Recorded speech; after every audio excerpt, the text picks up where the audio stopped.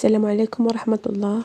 اليوم ان شاء الله جيت نقدم معكم واحد البسكوي للاطفال كالخرجات اولا البحر.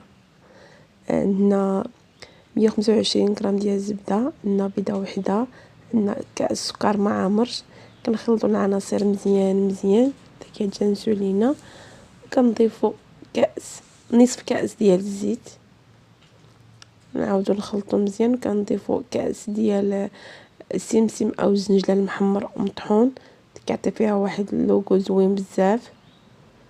نخلطوا مزيان وكنضيفوا الدقيق، كنضيفوا 380 غرام ديال الدقيق حتى كتجمع لينا العجينه ديالنا.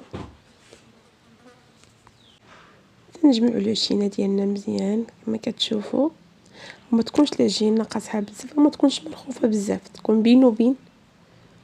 وكنشكلوا كويرات كنحطوهم في الصينيه ديالنا كما كتشوفوا. كنهزوا المرشم اللي بغيتو، انا عندي المرشم ديال النجمه، نتوما اي مرشم عندكم ممكن ديروه. وكنشكلوا الجيمات ديالنا، كنستفوا الحلوه في الطاوه وكندخلوها للفران اللي يكون سخون قبل على 180 درجه. كندخلوا الصينيه ديالنا، من بعد ما كطيب الصينيه كنخرجوها. بالنسبه للزين كنزينوها بالسكر كلاصي، سكر ناعم، وكتجي الحلوه زوينه. نتمنى تجربوها وتردوا عليا الخبر، تنفعكم في هذه العطله الصيفيه.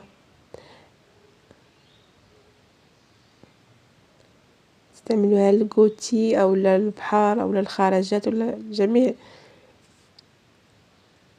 نتمنى الفيديو يعجبكم. الى الفيديو القادم ان شاء الله، ونتلاقاو. ليتكم من راحه.